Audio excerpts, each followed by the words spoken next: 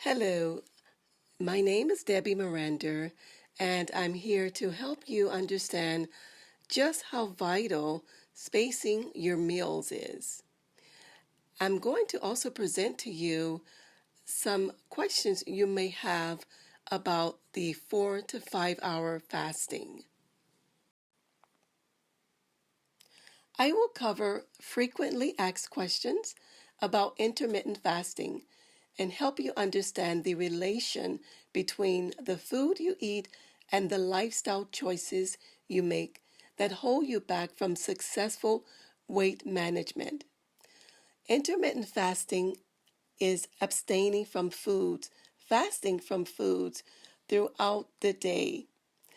And some choose 4 hours, 6 hours, 8 hours. Really, the choice is yours, but it's important to kind of keep it on a routine day by day. What happens to food when we eat? When certain foods enter the digestive system, your body breaks them down into sugar.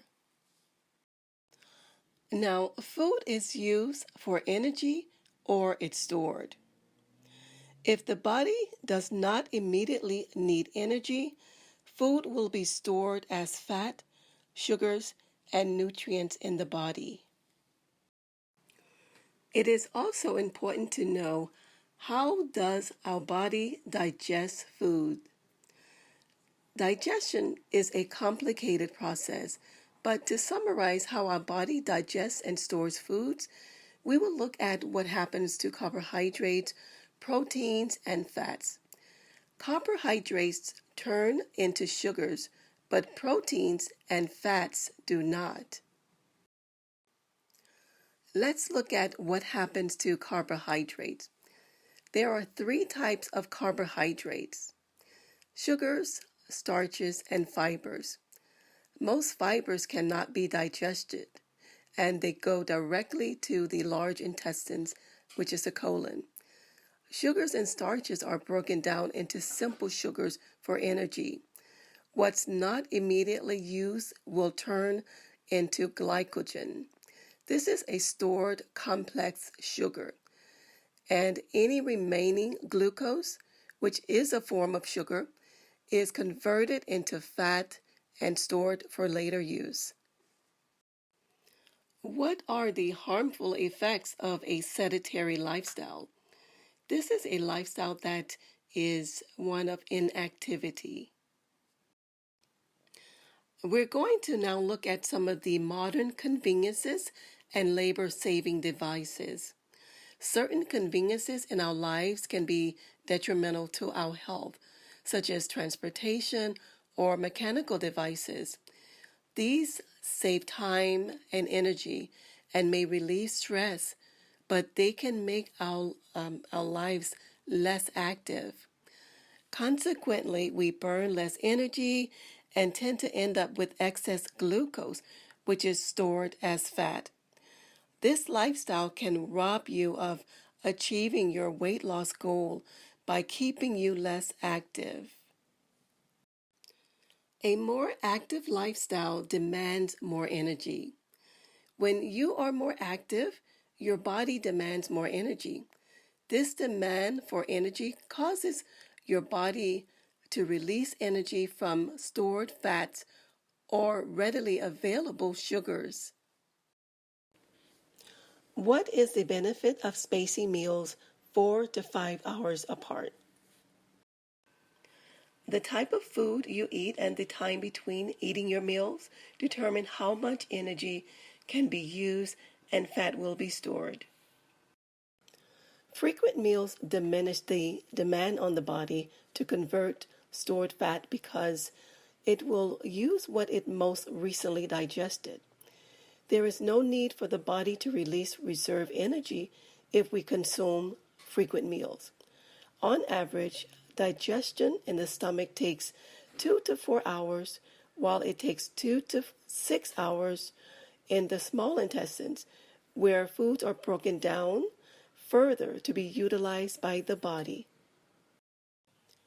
Snacks interfere with fat burning.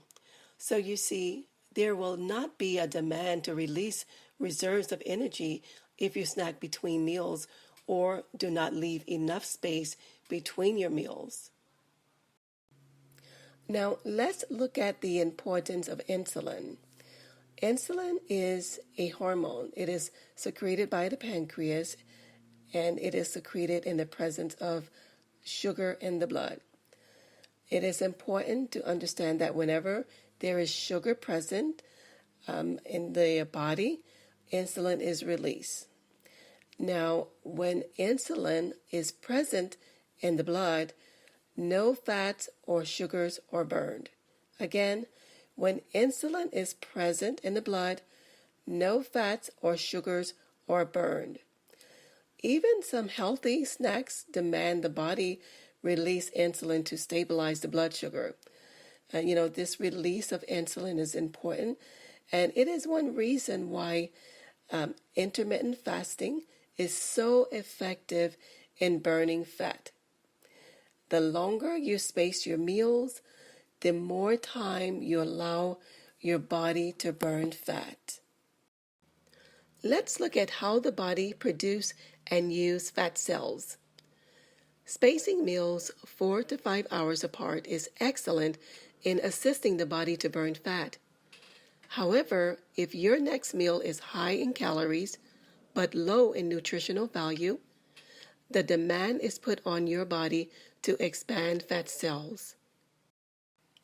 And fat cells can only hold a limited amount of stored fat before they have to expand to meet the demand of excess glucose from the food that you just consumed.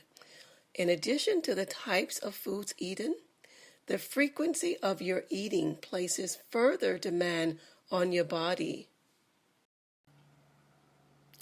Now, when we look at an ideal diet, it really should consist of low-calorie, high-nutrition, and moderate fiber meals and snacks. This next question is so common. Why do I get so hungry so often? And to know why you get hungry so often, we must look at 3 questions. Number 1, are you eating nutritious foods? Number 2, are you eating lots of simple sugars like candies, sweets, and white flour products? And number 3, are you really hungry, or is it simply a habit you have formed and conditioned yourself to? You feel hungry or think you're hungry, so you want something to eat or something to snack on. Each of these questions is personal to everyone. When we consume nutritious food, our body can sustain us with energy longer.